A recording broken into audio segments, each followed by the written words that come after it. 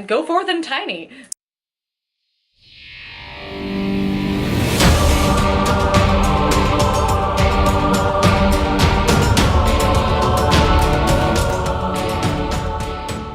Hi people and welcome back to my channel. Today is a very exciting day because we're going to talk about more tiny house stuff. If you're unaware, or it's your first time here, hello, welcome. Here on my channel, I do a whole bunch of stuff. Definitely something for everyone, including talking about the tiny house movement. Just recently, I went on a trip to go stay in some tiny houses, and one of the videos from that trip has gotten over 41,000 views, which is absolute insanity. So you should definitely go check that video out, and some of my other videos, because none of the other stuff is even remotely close to having that many views. With that many views comes a ton of questions. And while I have been trying really hard to answer everyone's comments and questions, there are some that require a little bit more of a lengthy explanation, and the question I am most going to be answering today is, how did I do this trip?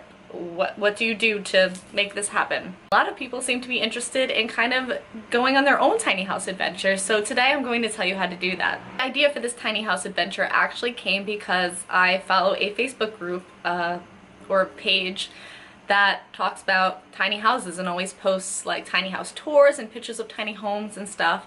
If I can find that page and get a link for it, I will put that in the description below. Any and all links in this video, I'm probably going to say it 600 times because there is going to be a ton, but any links that you need will be in this description box. The one thing I did fail to do in the other video is link these tiny houses so that other people can stay in them, so they will be here for you, and I'll probably edit that video to include them there as well. Anyway, back on track.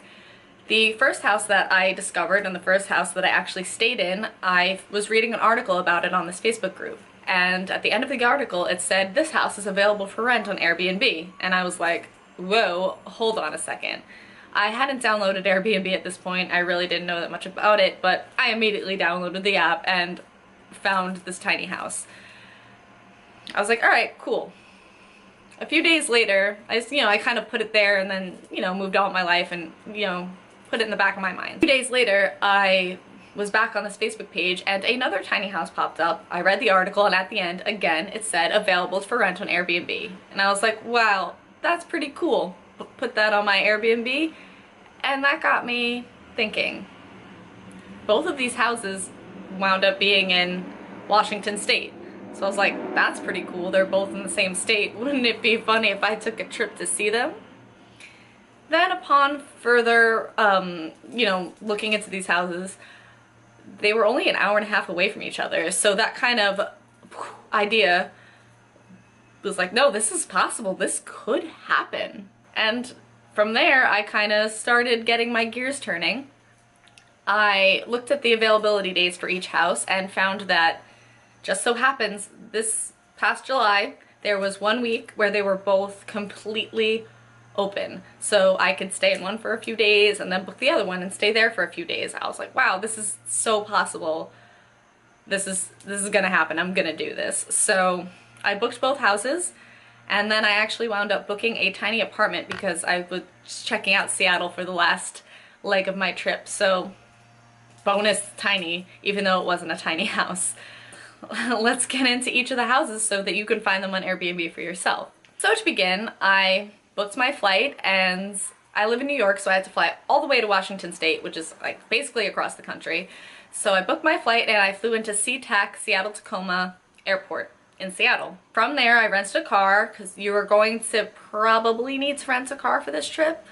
I did see some signs for Amtrak upon my drive, so if you're not into renting a car, you can't rent a car, maybe you can look into that, but I rented a car. Picked up my car from the airport, and I drove an hour and a half up north to Anacortes, Washington, and that first house was on Guemes Island, which I am probably saying wrong, but that's where the first house was located. And you have to drive up north about an hour and a half. Then once you get to Anacortes, you are going to take a 5-minute ferry ride across some water to the island where the tiny house is. And First of all, disclaimer, I would recommend stopping at a grocery store before you go, because this island only has one general store and one food truck, and that's it.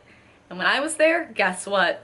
Neither were open. If you watch my vlog about this, I'm complaining that there's no, like, not complaining, I'm just like, oh my gosh, there's no food here, what am I gonna do? So I wound up having to go take the ferry ride back again and go to the grocery store. And when you do pick up your food, just keep in mind this house only has a toaster oven and a stovetop, so you have to just pick up stuff that you can cook like that. Just disclaimer.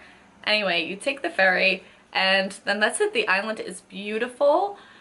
There's not that much to do. It's not like a pop-in, you know, it's just houses basically. It's just a community. There's no bars, there's none of that kind of nightlife kind of stuff. There is a beach that you can go to. Drive around the island is stunning. There is a resort there. I don't know, I didn't really go check it out, but maybe there's something you can get done at the resort. And there's also a mountain hike, which is stunning. Again, I have a video about all of this and that'll be linked somewhere for you. If you are interested in staying in this house and you want to find it on Airbnb, this is what you would look up.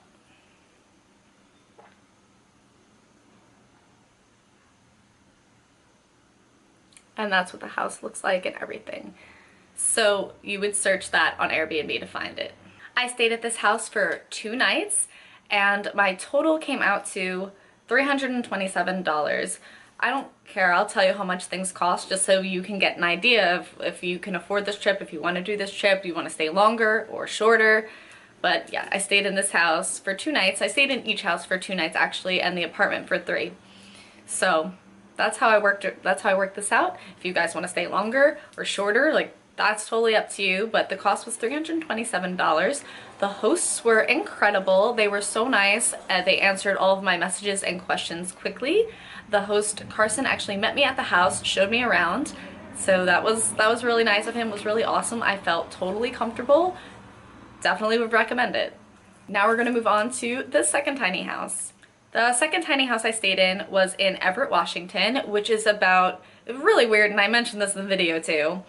Everett, Washington is just above Seattle, just a little bit, about a half an hour or so outside of Seattle. And I drove from Seattle an hour and a half to get to this island, and for some reason it still took me an hour and a half with no traffic or anything to get to Everett. So I drove an hour and a half back down. My kind of route for this trip was starting in Seattle, driving all the way up, and then I made my way back down. So after staying in the house in Guemes Island, I took the ferry back and made my trip to Everett. And like I said, it took about an hour and a half. The drive both ways is stunning. It's beautiful. So it's not even an issue. You're gonna be just in awe of the views, so don't worry about if you're like, oh, that's a long drive. It's fine. You're gonna be fine, trust me. Made it to the second house in Everett, and this house is actually in the person's backyard. You can find this house somewhere on YouTube. It's called the Tiny Tack House. I'm sure if you put that in the search bar, you'll be able to find it, or the house that Marisa built. If I find a video on it, if I can find it for you, I will link it down below too, so you can fully educate yourself on it. But yeah, this house is in their backyard, so when you pull up to it, you're going to see a regular house. Like, that's what you're pulling up to, their regular house, and you're going to go through the back gate, you go into the backyard, and that is where the tiny house is located. There are 2 other tiny houses on the property. One belongs to a family of 4, and the other one was under construction at the time. If you're doing this trip, that might have changed by the time that you get there, but when I was there this past July, it was still under construction. The family of 4 that lived in the other tiny home was not there, so they were away. That was really convenient. Just some disclaimers if you're going to feel uncomfortable. The house is in someone's backyard, and there is a family of 4, if they're home, living right behind you. So if you're uncomfortable with that situation, that's just something I definitely want to let you know. Other than that, the house was perfect and amazing, and once you're in the house, you don't even realize where you are. It's just an oasis. It was beautiful. Some differences between the 2 houses are the first house had a regular shower, a toilet that flushed. It was kind of like the toilets you get if you take a bus, just push it like it sucks in. Again, if you check out all my other videos, you can see all of this stuff for yourself. The house, the Tiny Tack House, the second one in Everett, had a composting toilet where you do have to cover your waste with sawdust, and it was on a gray water system, so you couldn't cook any fish or anything. All of these, they leave post-it notes all over the house for you to read the directions, so don't worry, it is very clear what you have to do. And they did have a hot water heater, so you have to wait for the shower to get warm, and there's a bunch of directions for what you should do in the shower, and you have to use their special soap. So just some disclaimers, just so you know, if you feel uncomfortable about any of this, they do offer their home, their actual home. Like, you can go into their home and use their facilities if needed. I personally didn't use their facilities, but they're there for you if you feel really uncomfortable. I definitely wouldn't let this deter you from staying in this tiny home because it was absolutely beautiful, and it's really cool to get a feel for the differences in tiny homes and all of the different stuff that you can do if you're thinking about building one for yourself. If you were going to search this house on Airbnb, this is what you would be searching, and this is what it looks like.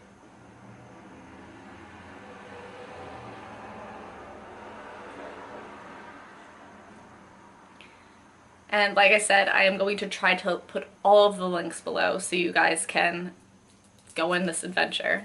Stay in this house for 2 nights cost me $299. Again, the hosts were so communicative. Is that even a word? They communicated very well with me. They answered all of my questions promptly and were so good. I had a lot of questions about this house just because of, you know, some of the directions and everything. I definitely wanted to make sure I didn't mess anything up. She was so nice in answering me. I didn't actually get to meet them, but they were very kind through the Airbnb app and the messaging and everything. So definitely check this house out, and she will answer any and all of your questions, so no worries. From Everett, I dropped my car off at the Tack airport and ditched my car for the rest of the trip. Seattle is about a half an hour, 45 minutes, possibly more just because traffic can get really bad, but realistically it's only about a half an hour and 45 minutes away from Everett. Seattle is only a half an hour, 45 minutes away from Everett. Sorry, my brain just like farted. I ditched my car at the airport and I used Uber for the rest of my trip. If you want to drive in Seattle, that's totally possible for you. It just wasn't the right choice for me. So I ditched my car for the rest of the trip, and the Uber cost probably wound up a little bit lower, if not the same as if I had kept the car. It was just a little bit less stress for me to be taken places when I really was doing so many things and not knowing exactly where I was going. I booked a Airbnb for this part of my trip as well, and it wound up being a tiny apartment.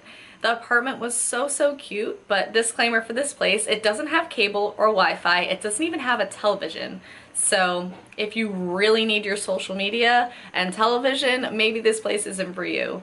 But if you want to enjoy some peace and quiet, and trust me, Seattle's really awesome. You're going to be so busy anyway, and you want to continue with your tiny theme, this apartment is for you. The apartment was located in Capitol Hill, which is a pretty awesome place in Seattle. It's right near the college, has a great nightlife, and it's relatively close to everything that you're going to want to do. If you would like to search this tiny apartment on Airbnb, this is what you would look up.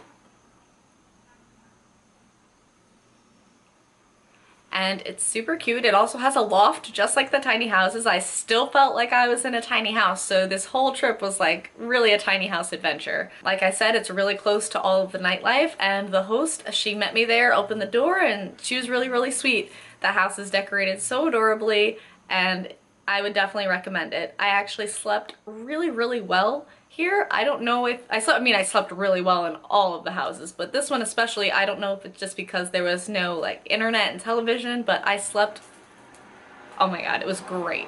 So those are the names of all of the tiny houses. That is how I constructed my trip.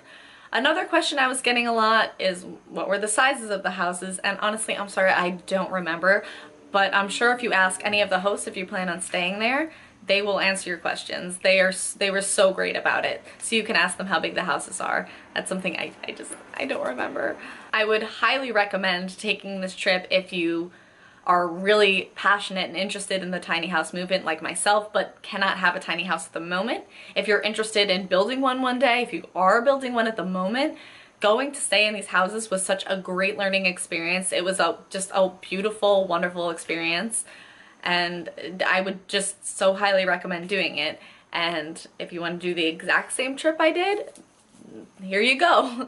If you want to do something different, that's cool too. And if you're on Airbnb or any website at all and you find another tiny house that you can stay in, or like that you can rent and stay in, please let me know about it. I am so down to go stay in another tiny house, so please let me know. And go forth and stay in tiny homes. I hope that this video wasn't too confusing and I answered all of your questions that you may have about doing this trip for yourself or questions about staying in the tiny homes. I hope that I was clear.